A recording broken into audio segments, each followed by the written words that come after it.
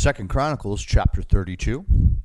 After these things, and the establishment thereof, Sennacherib, king of Assyria, came and entered into Judah, and encamped against the fenced cities, and throughout, and thought to win them for himself.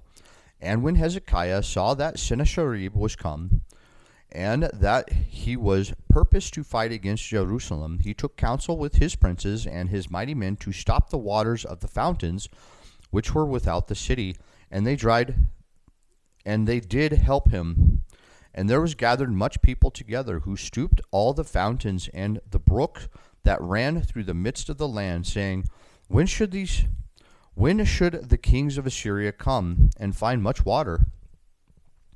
Also he strengthened himself and built up all the wall that was broken, and raised it up to the towers, and another wall without, and repaired Millo in the city of David, and made darts and shields in abundance. And he set captains of war over the people, and gathered them together to him in the street of the gate of the city, and spake comfortably to them, saying, Be strong and courageous.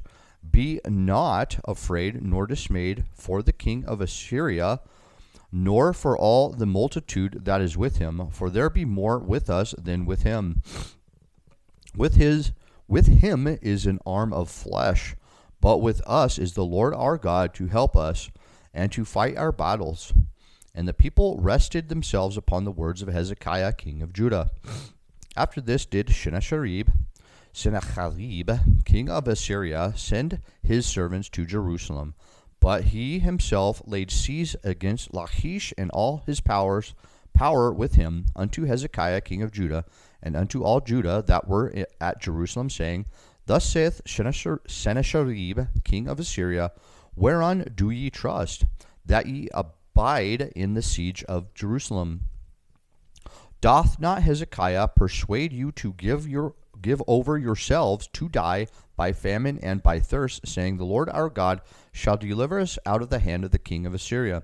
Hath not the same Hezekiah taken away his high places and his altars, and commanded Judah and Jerusalem, saying, Ye shall worship before one altar, and burn incense upon it? Know ye not that I and my fathers have done unto all the people of other lands? Were the gods, little g, of the nations of those lands any ways able to deliver their hands out of mine hand?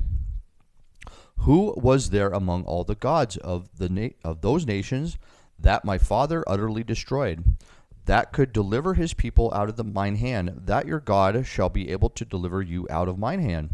Now therefore let not Hezekiah deceive you, nor persuade you on this manner, neither yet believe him. For no God of any nation or kingdom was able to deliver his people out of mine hand. And out of the hand of my fathers, how much less shall your God deliver you out of mine hand? And his servants spake yet more against the Lord God, and against his servant Hezekiah. He wrote also letters to rail on the Lord God of Israel, and to speak against him, saying, As the gods of the nations of other lands have not delivered their people out of mine hand, so shall not the God of Hezekiah deliver his people out of mine hand. Then they cried with a loud voice in the Jews' speech unto the people of Jerusalem that were on the wall, to affright them and to trouble them, and they might take the city. And they spake against the God of Jerusalem, as against the gods of the people of the earth, which were the work of the hands of men. And for the cause of Hezekiah the king, and the prophet Hezekiah son of Amoz prayed and cried to heaven, Hashamayim, the heaven, the sky in Hebrew. And the Lord sent an angel which cut off the mighty men of valor, and the leaders and captains in the camp of the king of Assyria. So he returned with shame of face to his own land. And when he was come into the house of his God, they that came forth of his own bowels slew him. Slew him there with the sword. Thus the Lord saved Hezekiah and the inhabitants of Jerusalem from the hand of Sennacherib and the king of Assyria, and from the hand of all other, and guided them on every side. And many brought gifts unto the Lord to Jerusalem, and presents to Hezekiah king of Judah, so that he was magnified in the sight of all nations from thenceforth.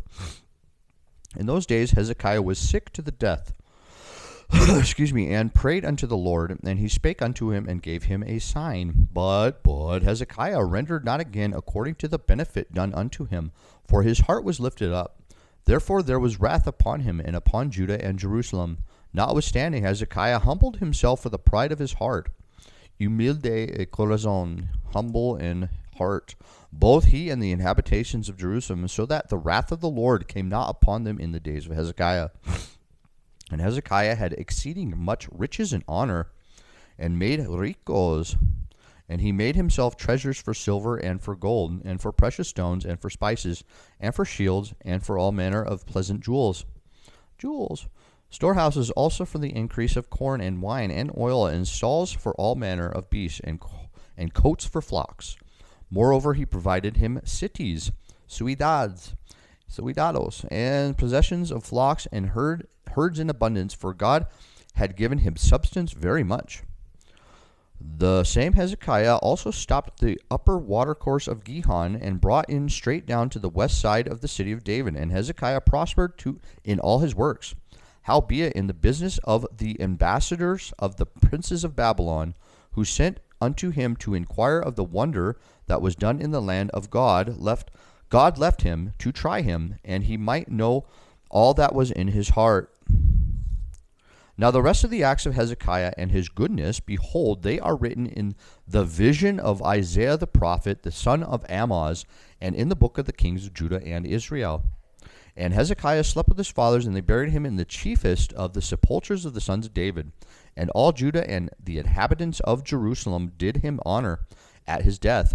Morta and Manasseh his son reigned in his stead.